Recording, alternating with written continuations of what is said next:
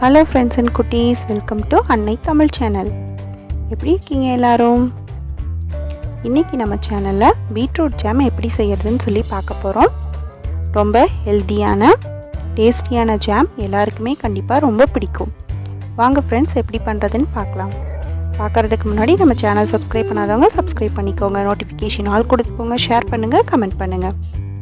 Okay, beetroot jam செய்கிறதுக்கு 1 kg beetroot எடுத்திருக்கேன். இதை ஃபஸ்ட்டு நல்லா வாஷ் பண்ணிக்கோங்க. அப்புறம் அதோட ஸ்கின் ஃபுல்லாக பீல் பண்ணிக்கோங்க. பீல் பண்ணிவிட்டு இதை சின்ன சின்ன பீட்ரூட் தான். ஸோ நான் ஒரு 2 அறுத்து 4 அறுத்துக்கிட்டேன். பெருசாக இருந்தால் ஒரு மீடியம் சைஸாக கட் பண்ணிக்கோங்க. இதை குக்கரில் போட்டு ஜஸ்ட்டு அந்த பீட்ரூட் அளவுக்கு மட்டும் தண்ணி ஊற்றிக்கோங்க. கொஞ்சமாக தண்ணி ஊற்றுங்க, நிறைய தண்ணி ஊற்றிடாதீங்க. கொஞ்சமாக தண்ணி ஊற்றி ஒரு 2 to 3 விசில் வர வரைக்கும் வேக வச்சுக்கோங்க. அதுக்கப்புறம் விசில் ஏர் ஃபுல்லாக போனதுக்கப்புறம் அதை எடுத்து நல்லா பிளெண்ட் பண்ணிக்கோங்க. நல்லா சாஃப்ட் பிளெண்ட் பண்ணிக்கோங்க. தண்ணி சேர்க்க தேவையில்லை.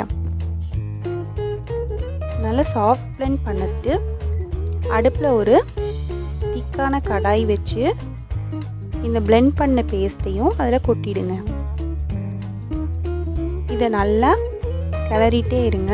எப்பயுமே இந்த மாதிரி ஜாம் பண்ணும்போது ஸ்டவ்வை சிம்மில் வச்சுக்கோங்க.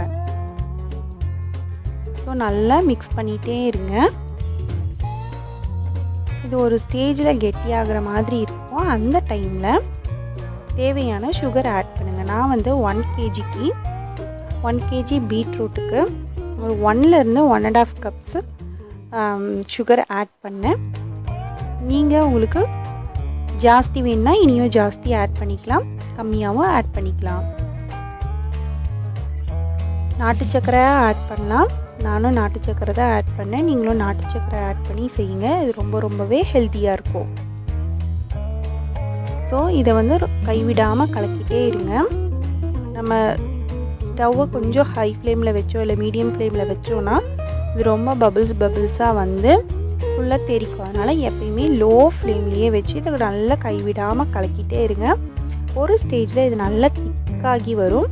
அந்த டைமில் உங்கள்கிட்ட எசன்ஸ் இருந்தால் ஏதாவது ஒரு எசன்ஸு ஜஸ்ட்டு 1 or 2 drops மட்டும் ஆட் பண்ணுங்கள். ஸோ நீங்கள் ஆட் பண்ணோன்னே பீட்ரூட் ஜாம் உண்மையாகவே நம்ம கடையில் வாங்குகிற மாதிரி நல்ல ஃப்ளேவரபுளாக இருக்கும். இந்த எசன்ஸ் ஆட் பண்ணுறது ஆப்ஷனல் தான். உங்களுக்கு வேணும்னா ஆட் பண்ணிக்கலாம், இல்லைன்னா அவாய்ட் பண்ணிக்கலாம். ஆட் பண்ணி கொஞ்ச நேரத்துலையே இனியுமே நல்லா கெட்டியாக தொடங்கிடும். அந்த டைமில் நீங்கள் ஸ்டவ் ஆஃப் பண்ணிவிட்டு நல்லா ஆறுனதுக்கப்புறம் ஒரு கண்டெய்னரில் எடுத்து ஸ்டோர் பண்ணி ஃப்ரிட்ஜில் வச்சு 1 month வரைக்கும் நீங்கள் யூஸ் பண்ணலாம். Really it's very tasty.